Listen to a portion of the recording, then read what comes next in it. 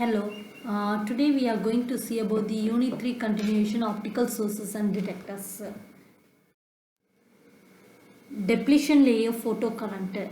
Under the steady state conditions, the total current flowing through the depletion layer is J total is equal to JDR plus J difference. So that is JDC is drift current from the carrier inside the depletion region, and J difference is the current due to the carriers generated outside the depletion region, and it diffuses into the reverse bias region. So the drift current density is JDR is equal to IP by A, that is equal to Q into phi naught into 1 minus E power minus alpha SW. So here phi naught is the incident photon flux per unit area, and it is given by phi naught is equal to P naught into P in into 1 minus RF divided by AH mu. Here A is the photodiode area and RF is the surface reflectivity A. Next, the hole diffusion in the material can be determined by one dimensional. Here the surface P layer of the PIN photodiode is normally thin, and the diffusion current is mainly due to holes diffusion from bulk end region. So that is dP dou square Pn by dou x squared minus Pn naught by tau p plus g of x is equal to 0, where dP is the hole diffusion constant and Pn is the hole concentration in n-type material, tau p is the excess hole lifetime, and Pn naught is the equilibrium hole density, g of x is the electron hole generation rate. The next one is diffusion current. So here the diffusion current density is obtained as solving the diffusion equation from the electron hole generation rate, that is g of x is equal to phi naught alpha s e power minus alpha s x. The diffusion current density is given as J diff is equal to Q phi naught into alpha s LP by 1 plus alpha s LP e power minus alpha s x plus QP and not dP by LP. So the total current density can be written as G total is equal to Q phi naught into 1 minus e power minus alpha s x divided by 1 plus alpha s LPA plus QP Pn naught into dP by LP.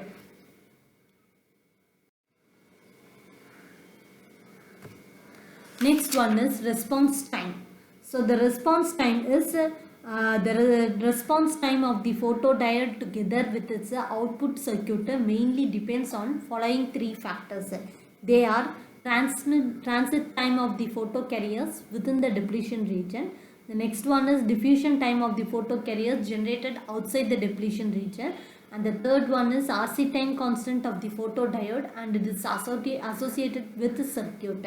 So the above factors which will depends upon the photodiode parameters such as absorption, so coefficient alpha s, the depletion region with W, the photodiode junction and package capacitance, the amplifier capacitance, the detector load resistance, amplifier input resistance, and the photodiode series resistance. Transit time. So the transit time means the response speed of the photodiode is primarily limited by the time taken by the photo generated carriers to travel across the depletion region. So the transit time TD of the photocarriers in the depletion region is the ratio between the carrier drift velocity Vd and the depletion layer with W, and it is given by TD is equal to W by Vd. Diffusion time. So the diffusion process is slow and the diffusion times are less than the carrier drift time in a high field region. So this will increase the response speed of the photodiode. So the response time is described in terms of rise time and fall time of the detector output. So that is this is the waveform of the diffusion time in between the photodiode voltage response and time variation. Rise time. So the rise time tau r is measured from 10 to 90% points of the leading edge of the output pulse. Fall time means the fall time is measured from 90 to 10% points of falling edge of an output pulse. So this is the waveform of the rise time and the fall time of the circuit. RC time constant. So to achieve the high quantum efficiency, the depletion layer width must be much larger than 1 by alpha s, that is the inverse of the absorption coefficient, so that the most of the light will be absorbed. So in the figure it shows that the response of the rectangular input pulse to a low capacitance photodiode having the W is greater than 1 by alpha s. So the rise and the fall time of the photodiode follow the input pulse quite well. So if the photodiode capacitance is larger, then the response time is limited by RC time constant of the load resistor RL and the photodiode capacitance. So if the depletion layer is too narrow, any carriers created in the undepleted materials would have to diffuse back into the depletion region before they could be collected. So the devices with very thin depletion regions tend to show the distinct slow and fast response components. So the fast components in the rise time is due to carriers generated in the depletion region, whereas the slow components arises from the diffusion of the carriers that are created with the distance Ln from the edge of the depletion region. So at the end of the optical pulse, the carriers in the depletion regions are collected quickly. So this will result in the fast detector response component in the fall time. Junction capacitance. So if the width of the depletion region W is too thin, the junction capacitance will become high, and it is given by junction capacitance Cj is equal to epsilon s A by W. So epsilon s is the permittivity of the semiconductor of material, that is epsilon naught Ks, and Ks is the semiconductor dielectric constant. Epsilon naught is 8.8542 into 10 to the power of minus 12 Fahrenheit per meter is the free space permittivity. So A is the diffusion layer area. So the high capacitance gives rise to the large RC time constant, which limit the detector response time. Pass band. So the detector will behave like a simple RC low pass filter with pass band is given by V is equal to 1 by 2 pi RT CT. That is, RT means combination of the load and the amplifier input resistance. CT is the sum of the photodiode and the amplifier capacitances. Avalanche multiplication noise. So every photo generated carriers do not undergo the same multiplication, and hence the avalanche process is statistical in nature. So excess noise factor. So the ratio of the actual noise generated in an avalanche photodiode to the noise that would exist if all the carriers pair were multiplied by exactly m is called as the excess noise factor, which is expressed as F is equal to m squared by m squared, m the whole square, that is equal to m squared by m squared. So F is equal to mean square of the avalanche multiplication by square of the avalanche multiplication. So this excess factor is a measure of increased detector noise that will result from the randomness of the multiplication process. So it will be depends on the ratio of electron and hole ionization rates and on the carrier multiplication. The mean square gain is greater than the average gain squared. That is, if m denotes the statistically varying gain, then m squared is greater than m of the whole squared, that is equal to m squared. Where the symbol denotes an ensemble average, here ensemble of m is equal to m denotes the average carrier gain. So the noise in the avalanche process is relatively high, and it will depends upon the mean square gain of m squared, and it can be approximated as ensemble of m squared is equal to m squared plus x. So the excess noise factor F has to derive for an injected electron and hole separately. So the excess noise factor for injected electrons are given by Fe is equal to K2 minus K1 squared by 1 minus K2 into Me plus 2 into 1 minus K1 into 1 minus K1 by 1 minus K2 in minus 1 minus K1 squared by Me into 1 minus K2. So for Fk, it is equal to K2 minus K1 squared by K1 squared into 1 minus K2 into mk plus 2 into 1 k2 into 1 minus k1 divided by k1 square into 1 minus k2 minus 1 plus 1 minus k1 squared into k2 divided by k1 squared into 1 minus k2 into mk. So here the subscripts E and H refers to the electrons and holes respectively. So K1 and K2 are the weighted ionization rates. So we will find the values of K1 as a integral 0 to Wm beta of x m of x into dx by integral 0 to Wm alpha of x into m of x into dx. For K2 it is integral 0 to Wm beta of x m squared of x into dx divided by integral 0 to E Wm alpha of x into m squared of x into dx.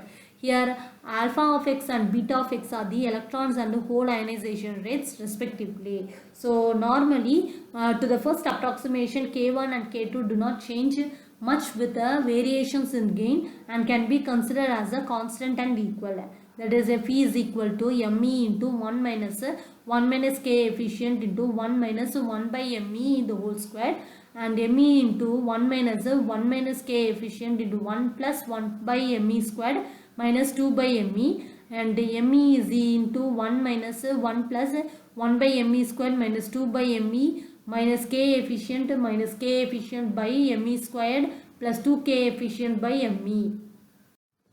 So that is equal to Me into 1 minus 1 by Me squared plus 2 by Me plus K efficient by Me squared minus 2K efficient by Me. So we are taking the common values. So minus 1 by Me squared plus 2 plus Me K efficient by Me minus 2K efficient.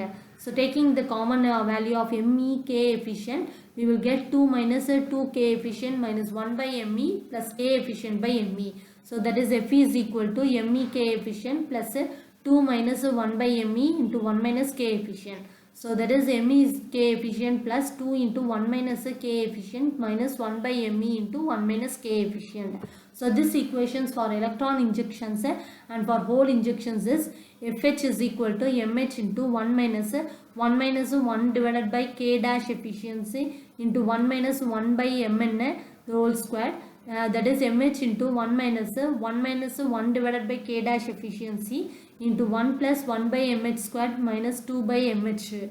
So that is Mh common we have to take 1 minus 1 plus 1 by Mh squared minus 2 by Mh minus 1 by K dash efficiency minus 1 by K dash efficiency effective Mh squared plus 2 by Mh K dash effective.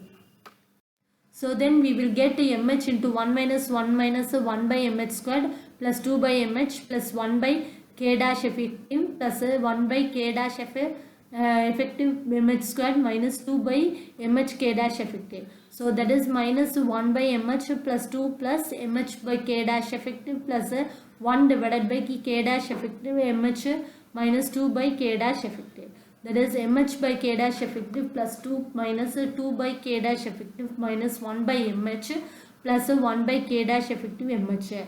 So that is Mh by K dash effective plus 2 into 1 minus 1 divided by K dash effective minus 1 divided by Mh into 1 minus 1 divided by K dash effective. So that is Mh by K dash effective plus 2 into 2 minus 1 by Mh into 1 minus 1 divided by K dash effective. So that is Mh by K dash effective minus 2 minus 1 by Mh into 1 by K dash effective minus 1. So Fh is equal to Mh into K double dash effective minus 2 minus 1 by Mh into K double dash effective minus 1. Here K double dash effective is 1 by K dash effective.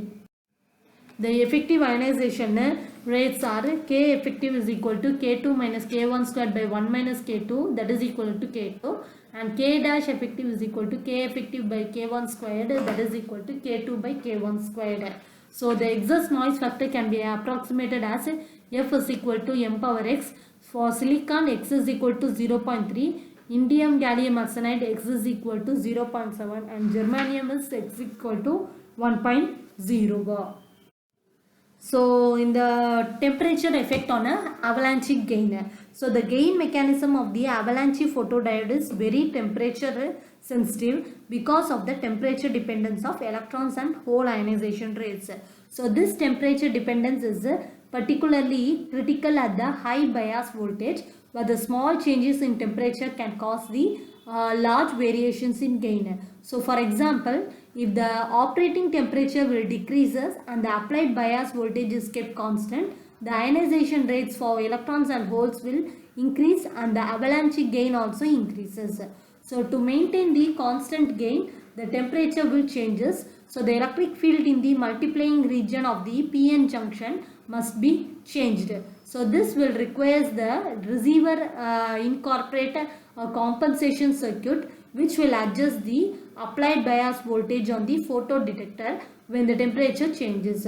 So the simple temperature dependent expression can be obtained from empirical relationship as m is equal to 1 divided by 1 minus V by VB the whole power n. So where VB is the breakdown voltage at which m goes to infinity, and n is the parameter varies between 2.5 and 7 which will depends on the material, and V is the VA minus IM RM.